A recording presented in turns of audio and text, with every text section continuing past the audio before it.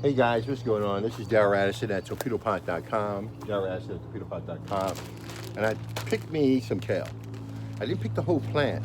I just picked the top budding portion of the plant so we can eat it and enjoy ourselves. This right here is my chives.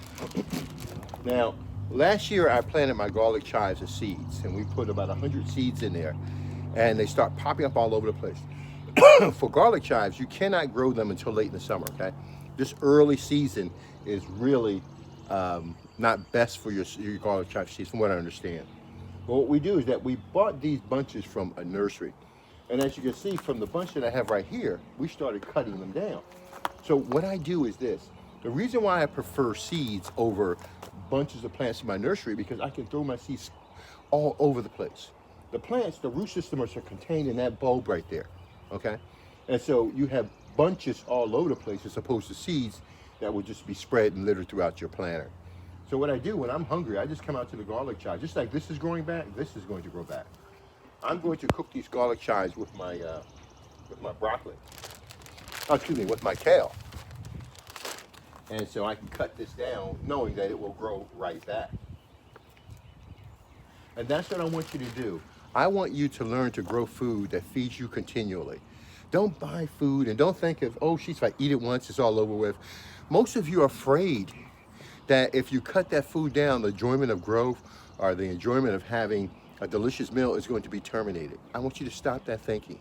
The torpedo pot allows you to grow food continually when you don't have to worry about the problems that as opposed to growing in the ground.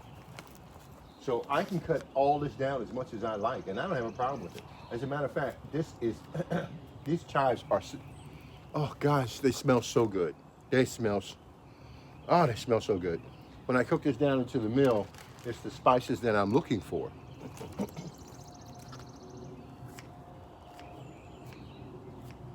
And so I think we have maybe about 3 different planters of nothing but chives. So when I cut this down, I know I have more to go back to, so I'm not worried about it. And that is my chive harvest. Let me see if I can pull this up for you guys to see. You can enjoy it also. But this is what they look like. I hope I'm doing you guys justice, but this is what they look like. These are my garlic chives.